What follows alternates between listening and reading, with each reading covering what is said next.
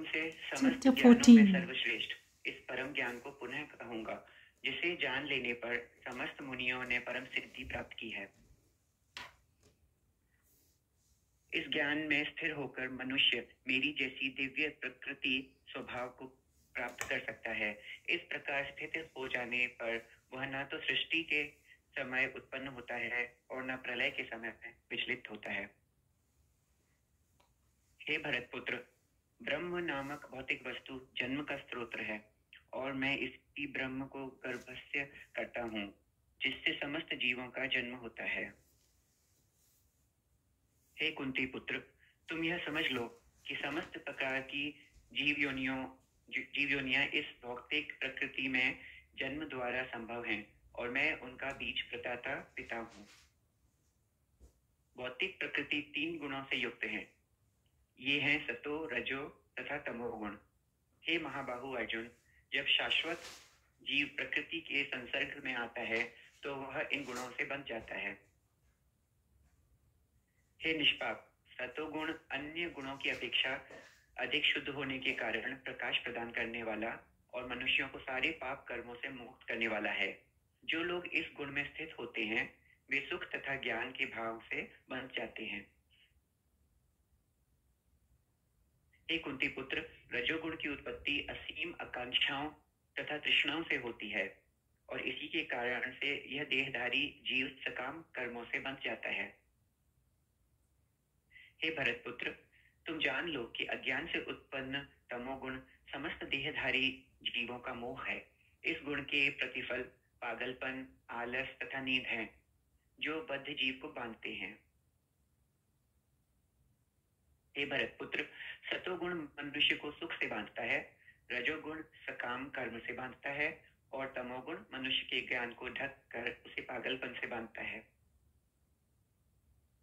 हे भरतपुत्र, कभी कभी सतोगुण रजोगुण तथा तमोगुण को परास्त करके प्रधान बन जाता है, तो कभी रजोगुण सतो तथा तमोगुणों को परास्त कर देता है और कभी ऐसा होता है कि तमोगुण सतो तथा रजोगुणों को परास्त कर देता है। इस प्रकार श्रेष्ठता के लिए निरंतर स्पर्धा चलती रहती है। सतोगुण की अभिव्यक्ति को तभी अनुभव किया जा सकता है जब शरीर के सारे द्वार ज्ञान के प्रकाश से प्रकाशित होते हैं। हे भरतवंशियों में प्रमुख, जब रजोगुण में वृद्धि हो जाती है तो अत्यधिक आसक्ति, सकाम कर्म, गहन उद्यम तथा अनियंत्रित इच्छा एवं लालसा के लक्षण प्रकट होते हैं।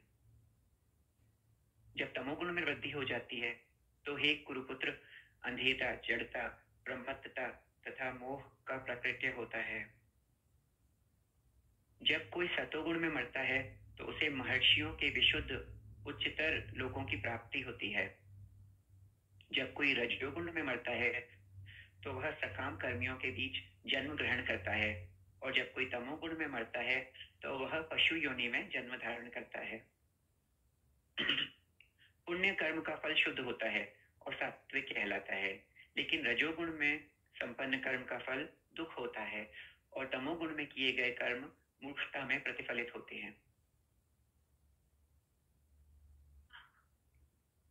सतोगुण से वास्तविक ज्ञान उत्पन्न होता है, रजोगुण से लोभ उत्पन्न होता है और तमोगुण से अज्ञान, प्रमाद और मोह उत्पन्न होता है।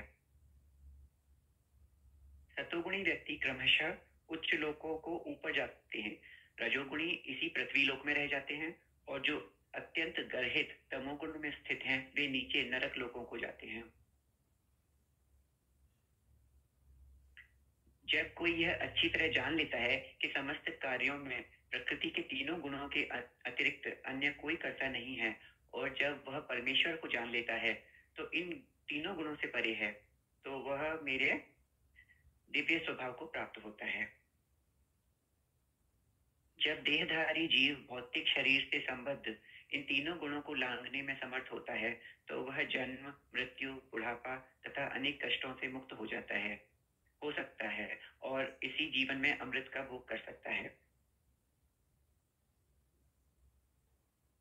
अर्जुन ने पूछा, हे भगवान, जो इन तीनों गुणों से परे हैं वह किन लक्षणों के द्वारा जाना जाता है, उसका आचरण कैसा होता है और वह प्रकृति के गुणों को किस प्रकार लांघता है।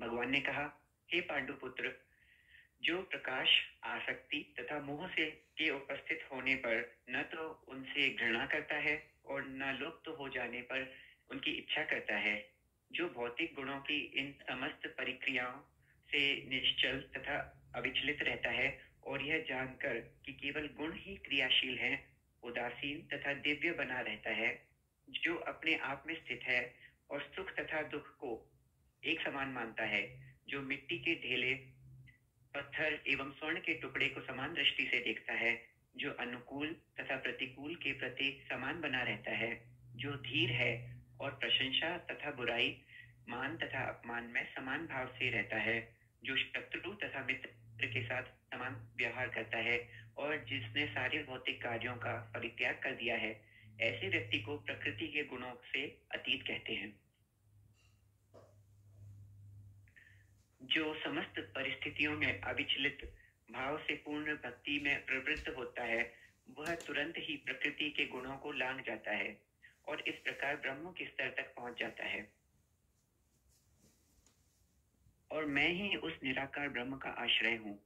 मैं अमर्त्य, अविनाशी तथा शाश्वत हूँ, जो अमर्त्य, अविनाशी तथा शाश्वत है और चरम सुख का स्वाभाविक पद है। इस प्रकार श्रीमद् भगवद गीता के 14वें अध्याय प्रकृति के 3 गुण का भक्ति वेदांत तात्पर्य